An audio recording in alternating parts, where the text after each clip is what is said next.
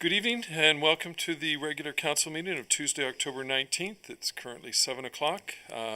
Before we get started, I have a little announcement. The Village of Anmore would like to open our meetings by recognizing the many Indigenous peoples of our area, including the following First Nations, with communities that are located in the region that we now know as Metro Vancouver: Musqueam, Squamish, Tsleil-Waututh, Coquitlam, to name a few.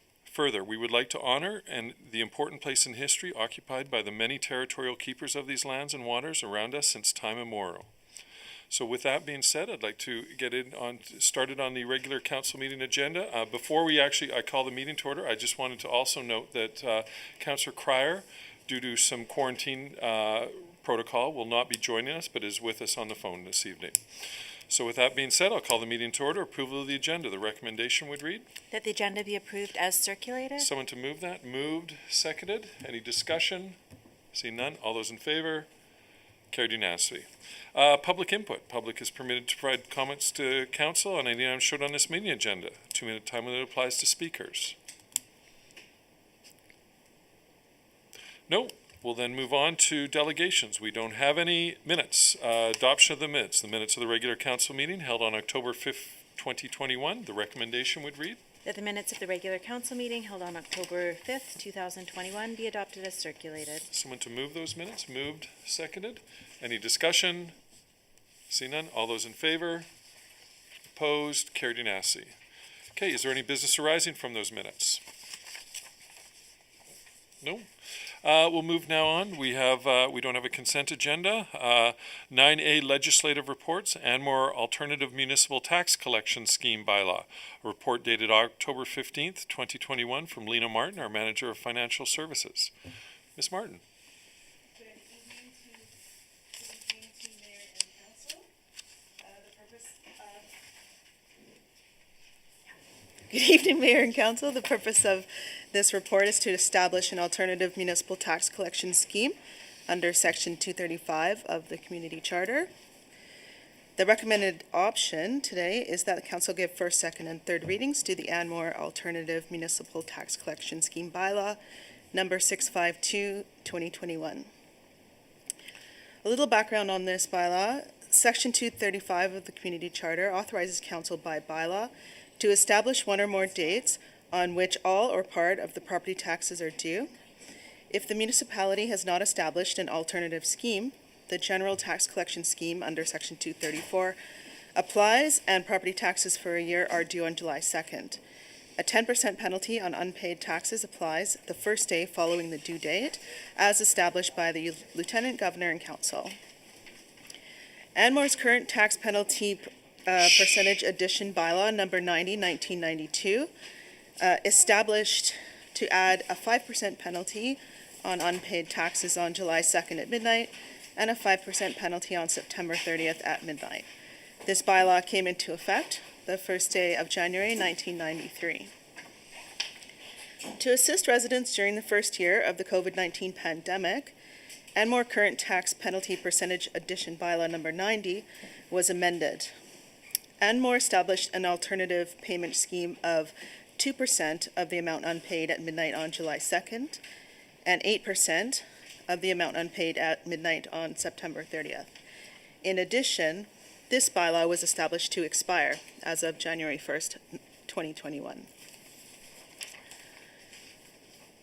Under Section 233, if the municipality has not established an alternative tax collection scheme in a year, property taxes are due in accordance with the general tax collection scheme. A 10% penalty on unpaid taxes after July 2nd, as established. As the established Anmore current tax penalty percentage addition bylaw number 90 was amended and expired, a new alternative municipal tax collection scheme may be authorized. For the 2021 taxation year, the village applied the historical Anmore current tax penalty percentage addition bylaw to add 5% penalty on unpaid taxes at July 2nd and 5% penalty on September 30th. Staff is seeking council approval to re-establish this bylaw on an ongoing basis. Other options. The first option would be that council give first, second, and third readings to the Anmore Alternative Municipal Tax Collection Scheme bylaw, number 652/2021, or that council can give first, second, and third readings to Anmore Alternative Municipal Tax Collection Scheme Bylaw number 652/2021 to expire on January 1st, 2022. In 2022, the general tax collection scheme would apply, and a 10% penalty on unpaid taxes would be due on July 2nd. The financial implications are the 5-year financial plan bylaw number 648/2021 already included an allowance for an alternative tax collection scheme of 5% after July 2nd and 5% after September 30th. The Village of Anmore General Tax Notices established an alternative tax collection scheme of 5% after July 2nd and 5% after September 30th. We have included the original alternative tax collection bylaw that was established in 1992, the amended bylaw that was established during COVID in 2020, and the proposed bylaw for 2021. Which just reverts it back after, Which reverts to the same to alternative. the same one. Perfect. Yeah. Which is in check with all the other municipalities and their timelines. Yes. Perfect.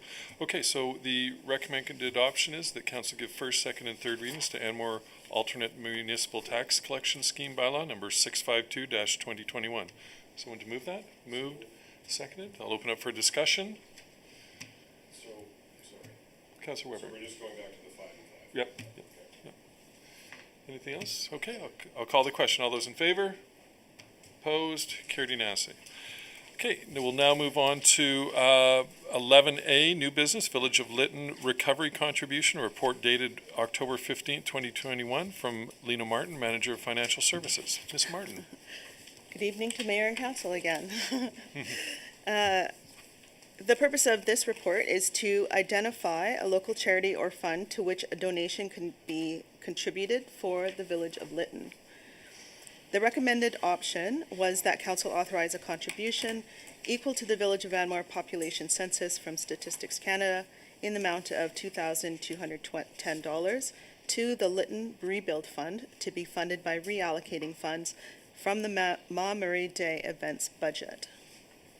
A little background on the Village of Lytton. As you know, on June 30th, the Village of Lytton was destroyed by a fire that swept through the town. Nearly the entire village was destroyed, and residents were forced to flee in separate directions and are displaced across the southern part of the province. The Village of Lytton established the Lytton Rebuild Fund with some sustainment goals, such as a geothermal village grid, extensive use of green energy, fireproofing, etc. The residents who have experienced the loss of their primary residences and those under evacuation order are currently supported under EMBC, Emergency Management BC, until November 30th of this year. Additionally, all residents under evacuation order may receive financial assistance, cleanup kits for their homes, referrals to appropriate local and provincial resources based on their needs, as well as moral support from Canadian Red Cross. The Village of Lytton has received several gift cards that were distributed to residents equally through a randomized draw. Additional gift cards may be sent to the Village of Lytton. Goods or services may also be donated to the Village of Lytton through the province of British Columbia. At the regular council meeting scheduled for Tuesday, October 5th, a letter was received from the Regional District of Mount Waddington regarding a donation to the Village of Lytton. Staff were asked to research an appropriate local charity for the village to contribute to the Village of Lytton, utilizing surplus funds from the village events budget equal to the current population of the village. Other options. The first recommended option would be that council authorize a contribution equal to the Village of Anmore's population census from StatCan in the amount of $2,210 to the Lytton Rebuild Fund to be funded by reallocating funds from the Ma Murray Day events budget.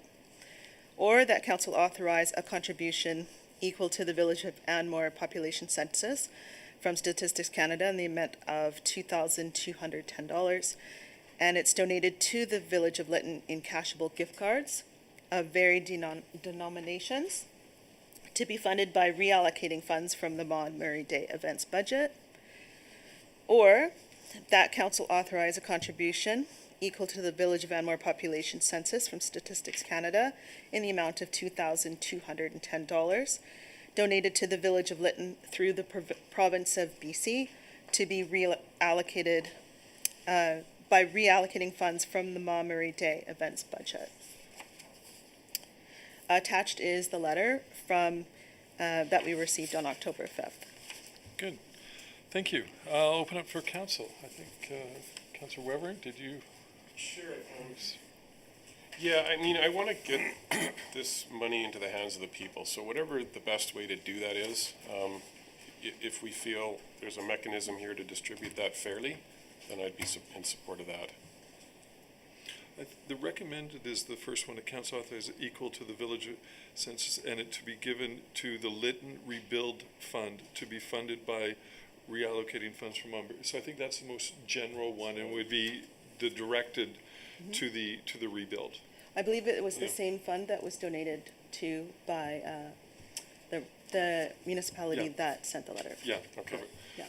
Okay. I'm Do good you want with to that, yeah, no. move that motion? Then? So moved. Okay. To the sorry. Lytton Rebuild Fund. To the Yeah. rebuild fund, yeah. Okay. Can I get someone to second that? Second. Open up for any discussion. Yeah. Councillor Trowbridge. What is the savings from Maud Murray by not having it? Do we know what that dollar value is? I believe the events budget for Maud Murray Day is in and around $15,000. So would there be any appetite for doing $2 per person versus one?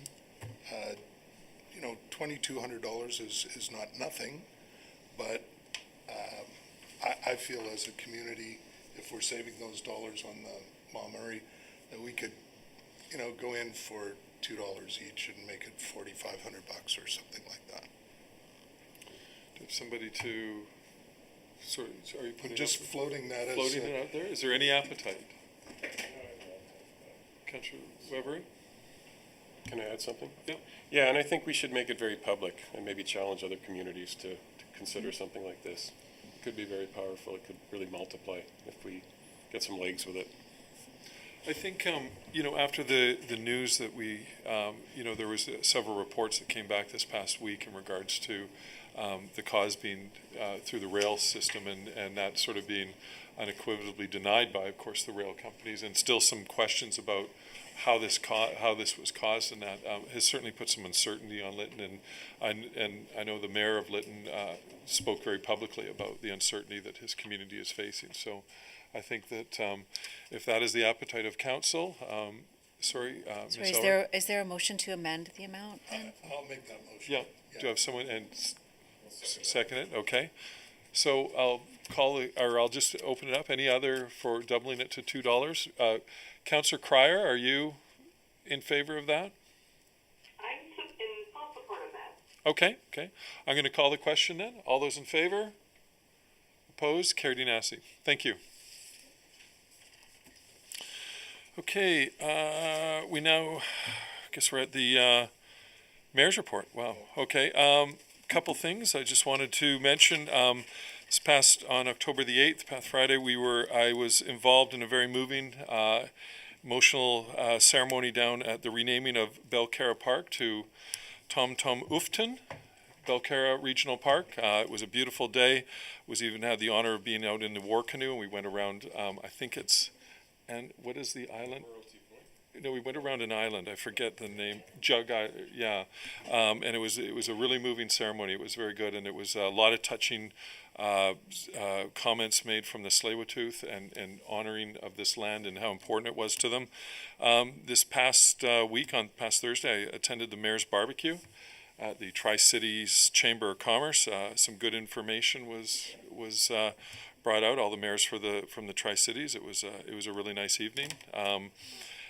Tomorrow I have a Metro Board budget workshop where we're talking about Metro Vancouver, and ongoing costs and how to curtail some of them in regards to Metro Vancouver, the portion that is put on your taxes. And then this Saturday, I think most of us are going to be attending the Council of Council, which is where all the councils get together and deliberate on some of these increased costs and that. Also wanted just to add, today we got an update from Deb Oakman, who is the facilitator for AGE, just got a quick update in regards to how things are progressing to get Anmore Green Estates their official hookup. A lot of technical things are going on right now with surveys and engineering drawings and stuff much more complicated than I could fully understand, and a bit of legal is still going on between the school district and the different parties. There's so many different parties involved in this. And then also I had the pleasure as my other hat as the Parks Chair, and we were touring around Widgeon Marsh out at the end of Quarry Road in Coquitlam. It's 1.5 Stanley Parks. It's a very amazing park that we're developing. We were hoping to get it further along, but there's been some archaeological findings that have been a little bit challenging, and we're also in negotiations with the company out there that does. They have an open ore extraction process there about the road thing, and working with the city of Coquitlam about certain right-of-ways. But we are working aggressively on getting that out. It's a pretty breathtaking park, just absolutely stunning. So once it gets opened, and hopefully it'll be another year or two, there is a plan in place. So yeah, it was great. So I'll open up to council reports. Nothing? No? Oh, microphone. Last Wednesday we had the public safety meeting. We talked quite a bit about various issues, but the main issue that seemed to come out of it was the speed of cars going along East Road. There was a number of suggestions. One was increasing police, and we talked about moving from a village to municipality. One of the members suggested joining Port Moody, which I said I don't think there was an appetite for that any period. And there was also a lack of room for pedestrians and bicycles along East Road, and they couldn't share the pathways, particularly because of racing bikes. We didn't come to any conclusion or any suggestions, but good discussion on the various issues. Yeah, I know the biking issue is becoming really a big issue, especially with the advent and the availability of the electric bikes in controlling the speeds, and how we're going to be able to do those on mixed paths. Our paths here are not mixed paths per se. In regards to, we would think that the road bikes would be still using the road and that, but it is a challenge and something that we're definitely going to have to look at. So we're going to have to look at the racing bikes in particular, because they're going as fast as the cars sometimes along those roads. And then what happens is they don't stay single file, especially along Ioko Road, and then it holds the traffic, and then traffic gets upset in that. So I know last week we had a presentation at our parks meeting from Hub, and I brought that to their attention, and they were going to reach out to a lot of the biking clubs, these sort of professional, they call them the spandex crew, about how to curtail that and how to be better stewards on the road when they're sharing the road. So good. Councillor Trowbridge. Yeah, it's not really a councillor's report per se, but I just want to acknowledge Doug and Neil that police our neighborhood. Julie and I were coming back after a meeting downtown after hours, and there was a vehicle that came by us just as we were turning onto Ravenswood, went into oncoming traffic, and was at least, I would say, double, maybe triple our speed going into the school zone. So Julie followed up by reaching out to Neil, I think. I've sent it to the rural attachment Okay, as a whole, okay, fair enough. And we got an immediate response, and then asked for more details, so I provided those details.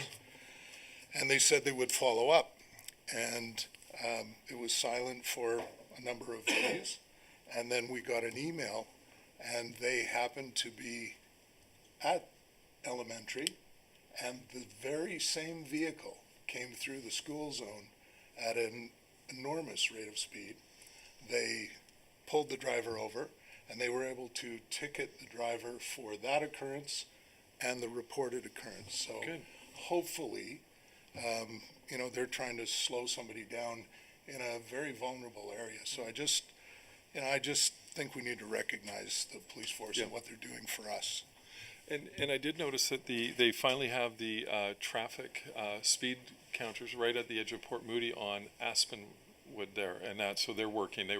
Before they were just happy faces and that. So I have noticed that it's helped a little bit with the school along Eagle Mountain. Happy face means you're not speeding. Oh, You want to get that. yeah, that's what I got. I thought that's all it showed. Anyway, okay, good. Chief Administrative Officer's report. Thank you. Really just a couple of notes. One, we're going to start to talk a little bit about our where we are for our budget this year. Coming up in November, we're going to have a finance committee scheduled in early November. And then also following that, we'll get into some discussions about the 2022 budget, which will be coming forward to council likely in the new year, and finance committee. And then I just also wanted to share a big thank you to two people, one group of people being Public Works.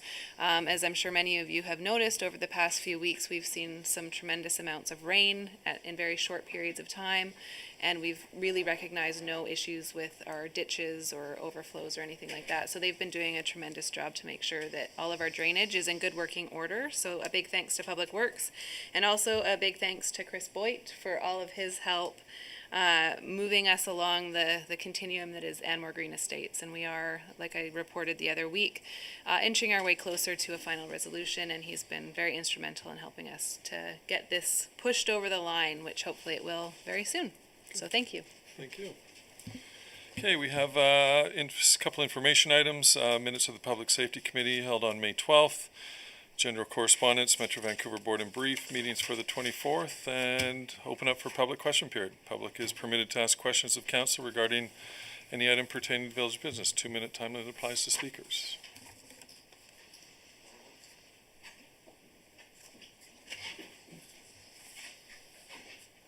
Doug Richardson, 2305 East Road.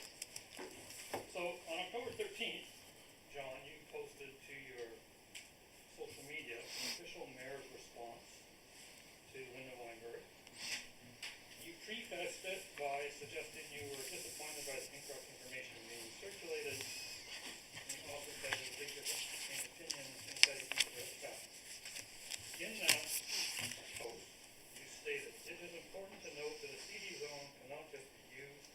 It is the purview of the applicant and requires a rezoning application that the developer must bring forward to council." Do you believe that statement's true? Yeah, pretty much, yeah. It's not true. Well, if you're going to take out the CACs, then you're right. We would never do it. Okay, but you didn't say that. Okay. Anyway, continue. So I strongly believe that if you're gonna prefake something with "this is the truth," it has to be the truth. In this case, this was a proponent that was coming forward. What? The No pro- proponents come forward on CD. In regarding to what Ms. Weinberg was talking about. You were talking about CD zones in general. Okay. I was actually referencing what was there. It's not clear. Okay. And I think because there's so much misinformation, and a great deal of it, in my opinion, actually comes from council side, it should be absolutely factual. I guess we have a difference of opinion. That you don't like facts? I'm all about facts.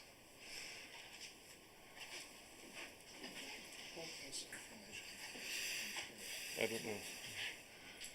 Andrew Simpson, 1466 Crystal Creek. I just wanted to ask council for an update on the studies of the three proposals. It's been quite some time. What is the status of receipt of those studies? The engineering reports have been done regarding the work that would need to be done, and now it's at a financial analysis, and we're using the same company, JP Rollo, who did the infill and that financial analysis.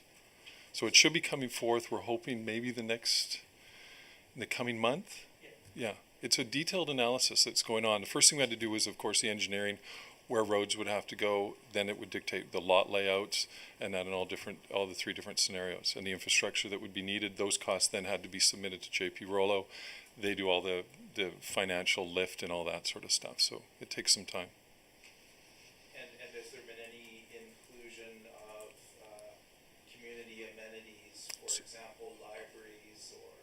It's all in there. It'll be all in there. The report will be very detailed. Okay. Okay.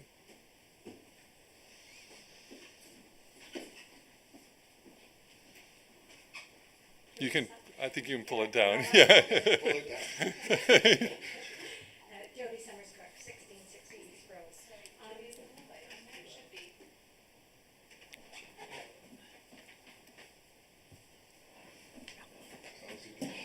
So, I'll start again. Jody Summers Cook, 1660 East Road. In response to what Andrew was saying, when the report, when you do get it in a month's time or what have you, is it going to go to a public forum for all of Anmore to get together, all together to hear the findings, such as at the school? So what our plan was is to follow the same execution as we did on the infill. And that is that it'll first of all come to council. Yeah. And we will discuss it and basically analyze it amongst ourselves. We have not seen the report whatsoever yet because all the work that's being done on it. And then what will happen is it'll come to a council meeting, and then we will then, as a council, hopefully set up a couple workshops where they'll not be led by the council, they'll be headed by JP Rollo and the engineering to answer any questions that the public has for the public. Could we not go to just one public meeting with everybody? Last Can we time we not do did that? JP Rollo, we did 2 meetings here, and it was because the school wasn't available. Okay, but if the school was available, could we not do that and just have everybody come out We'll have at to one time? We'll have to see. Sometimes it takes too much time, so we would do it over 2 nights. Okay, thank you. Yeah. There will be extensive We want to make analysis. sure everyone has the Yeah. opportunity to be there, so Yeah. we'll do it as many times as we Yeah. need. Yeah.